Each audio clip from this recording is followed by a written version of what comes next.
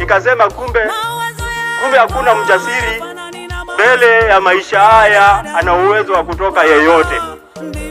Hii hata ya ndugu yetu Raila haikunishangasha sana kama vile ilinishangasha ya maaskofu zaidi ya 3 ambao niliwapoteza 2020.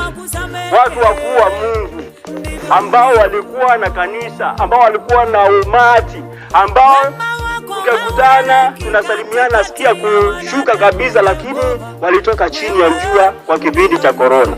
Na nikapata ya kwamba God is not a respecter of persons.